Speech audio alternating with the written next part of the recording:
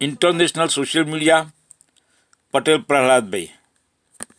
भारतीय शेयर बाजार में कत्लेआम मचा हुआ है दोस्तों। हर तरफ लालम लाल है और उसके अलावा कुछ नहीं। 30 साल का रिकॉर्ड भारतीय शेयर बाजार में जो धड़ाम आया है, जो गिरावट आया है, 30 साल का रिकॉर्ड तोड़ चुकी है। आपकी स्क्रीन पर यह है बीएसई का सेंसेक्स और आप ही के स्क्रीन पर यह है एनएसई का सूचकांक। दोनों जगह देखिए दोस्तों, हालत कितनी खराब है इस वक्त जब मैं शो रिकॉर्ड बहुत ही खराब कर देगा तो देश जैसे को। मैंने बताया दोस्तों, 30 साल का रिकॉर्ड टूट चुका है और उसकी सबसे बड़ी वजह यह है कि विदेशी निवेशक यानी फॉरेन इन्वेस्टर्स भारत छोड़कर भाग रहे हैं। और बड़ी खबर यह नहीं है कि फॉरेन इंस्टीट्यूशनल इन्वेस्टर्स यानी विदेशी संस्थागत निवेशक जो हैं भारत छोड़कर भाग रहे हैं। बड़ी खबर यह है कि वो भारत छोड़कर चीन भाग रहे हैं। जहां एक तरफ भारतीय शेयर बाजार गिर रहा है, वहीं दूसरी तरफ चीन का जो शेयर बाजार है, जिसे हैंसेंग कहते हैं, उसमें लगातार उछाल आ रही है। और सबसे बड़ी खबर इस वक्त, और यह अतिशयोक्ति नहीं है, यह बात मैं बढ़ा चढ़ाकर पेश नहीं कर रहा हूं, आंकड़ों के आधार पर कह रहा हूं, एशिया में, समूचे एशिया में भारत की मुद्रा यानी रुपया इस वक्त सबसे खराब करेंसी है, सबसे खराब मुद्रा है। It is the worst performing currency of Asia. Foreign investors Bharat की अर्थव्यवस्था देखकर भाग रहे हैं और वो कहां शह ले रहे हैं? चाइना में जा रहे हैं। बड़ा प्रश्न दोस्तों, क्या भाजपा गठबंधन सरकार इन सवालों का जवाब देगी? आज सुबह जैसे ही शेयर बाजार खुलता है दोस्तों, हाहाकार मच जाता है। सबसे पहले दोस्तों मैं आपको बतलाना चाहता हूं कि कौन सी बड़ी बातें सामने उभर कर आती हैं। सबसे बड़ी बात, 28 साल बाद शेयर बाजार की यह सबसे ऐतिहासिक गिरावट है। इसके अलावा यह ना भूलें, 5 महीने से यह गिरावट आ रही थी दोस्तों। जी हां, ऐसा ना सोचें कि यह गिरावट आज की है, 5 महीने से इसके संकेत मिल रहे थे। और सबसे बड़ी बात इस पर आपको गौर करने की जरूरत है कि इससे पहले इस तरह की गिरावट 1996 यानी कि 1996 में सामने उभर कर आई थी। दोस्तों इंतजार कीजिए, क्योंकि मैं आपको बतलाने वाला हूं कि भारतीय शेयर बाजार में इस तरह की गिरावट क्यों आई। आखिर क्या वजह है कि जो विदेशी निवेशक हैं वो चीन भाग रहे हैं? क्योंकि कहीं ना कहीं ये अविश्वास मत है भारतीय अर्थव्यवस्था में। मगर भाजपा को कोई परवाह नहीं है दोस्तों। वो धर्म के सहारे हम सबको भ्रमित कर देती है, धर्म का धतूरा चटा देती है, इसलिए परवाह ही नहीं है। वो शेयर बाजार के निवेशक जो भारतीय जनता पार्टी की जेब में है, जो भाजपा का प्रचार कर रहे हैं, वहां हाहाकार मचा हुआ है दोस्तों। सबसे पहले दोस्तों मैं आपको बतलाना चाहता हूं इसके बारे में सीएनबीसी का क्या कहना है आपके स्क्रीन पर। भारतीय शेयर बाजार में शुक्रवार 28 फरवरी को जबरदस्त गिरावट देखी जा रही है, जिससे मार्च एफएनओ सीरीज की शुरुआत काफी दर्दनाक रही।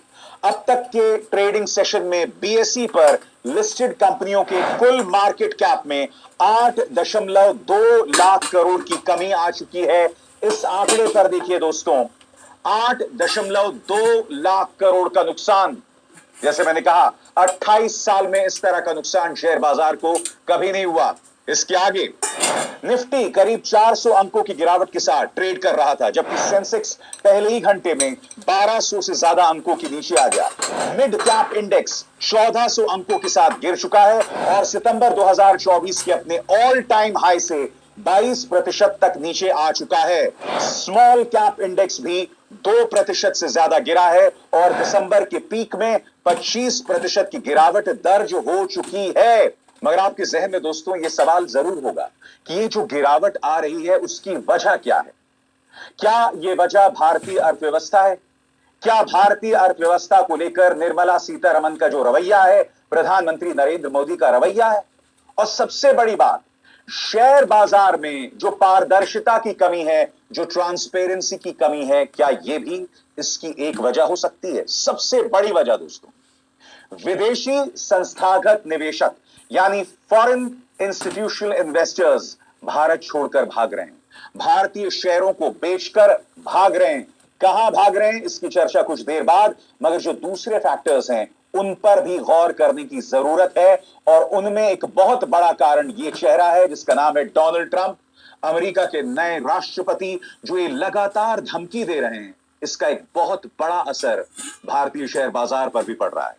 तो कारण क्या क्या है, एक एक करके आपके स्क्रीन पर आ रहे हैं दोस्तों। गुरुवार रात अमेरिकी बाजारों में भारी बिकवाली हुई, जो भारतीय बाजार में गिरावट की बड़ी वजह बताई जा रही है। नैस्डैक 550 से ज्यादा अंक टूट गया, जबकि डाउ जोन्स भले ही 200 अंक नीचे बंद हुआ, लेकिन सेशन के हाई से ये 450 अंकों तक गिर चुका था। नैस्डैक की इस गिरावट की बड़ी वजह एनवीडिया के शेयरों में 8.5% की गिरावट रही, जो उसके तिमाही नतीजों के बाद आई।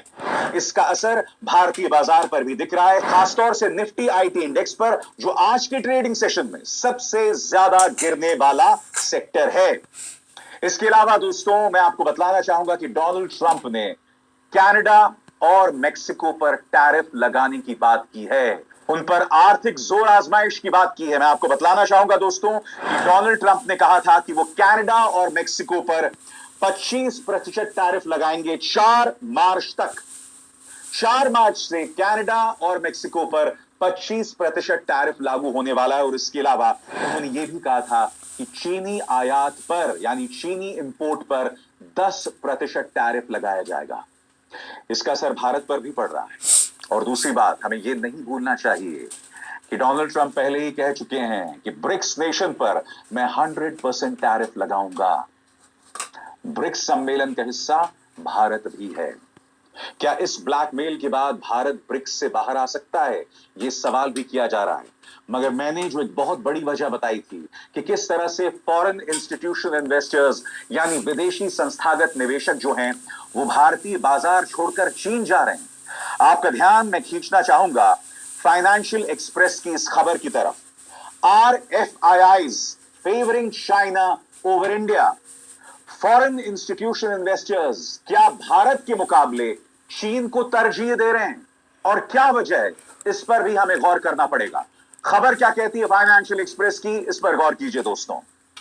एक बड़ी चर्चा यह हो रही है कि विदेशी निवेशक भारतीय शेयरों की जबरदस्त बिकवाली कर रहे हैं, मानो कोई कल ही ना हो। वे अपना पैसा निकालकर चीन जैसे दूसरे आकर्षक एशियाई बाजारों में लगा रहे हैं।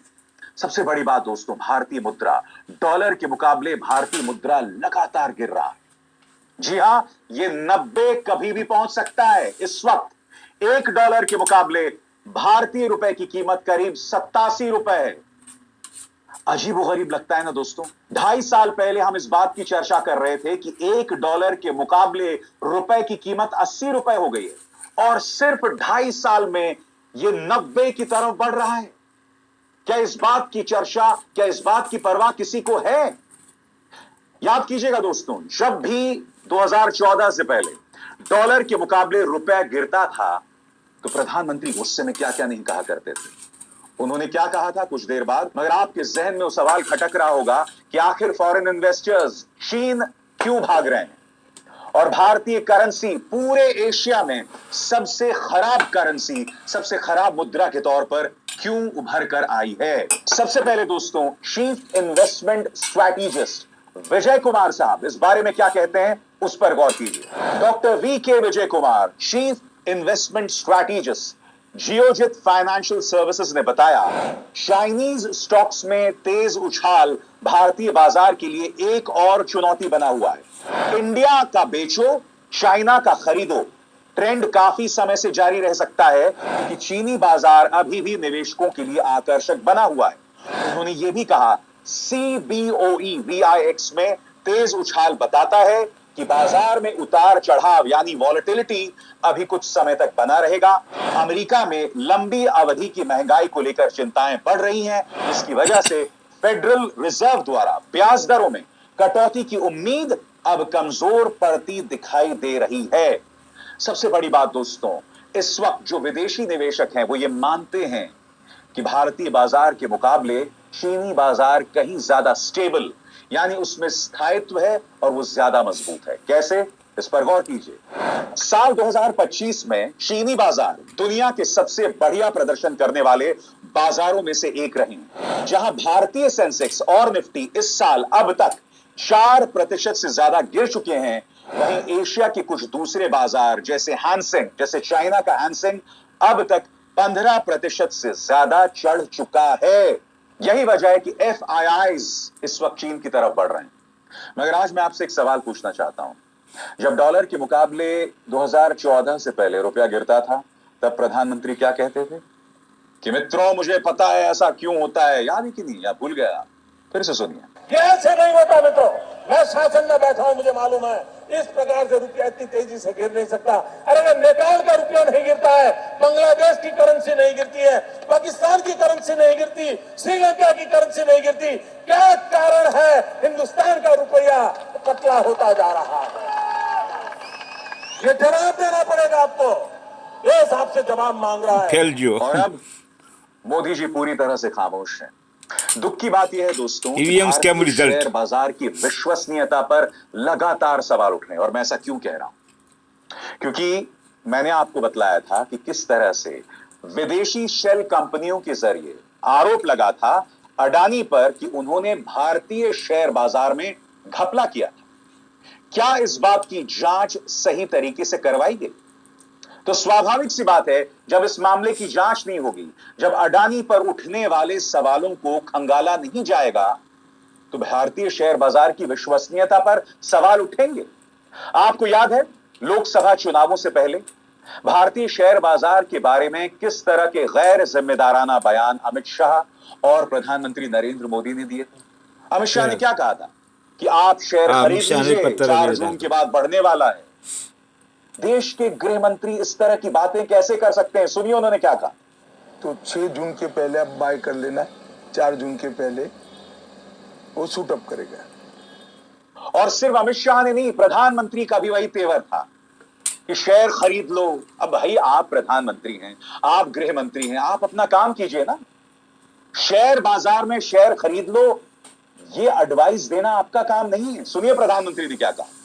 और 4 जून जैसा आपने कहा, जिस दिन चुनाव का नतीजा आएगा, आप उस हफ्ते भर में देखना कि यानी भारत का स्टॉक मार्केट के लिए उसके सारे जो उनके प्रोग्रामिंग के जो प्रोग्रामिंग वाले सारे उनके थक जाएंगे।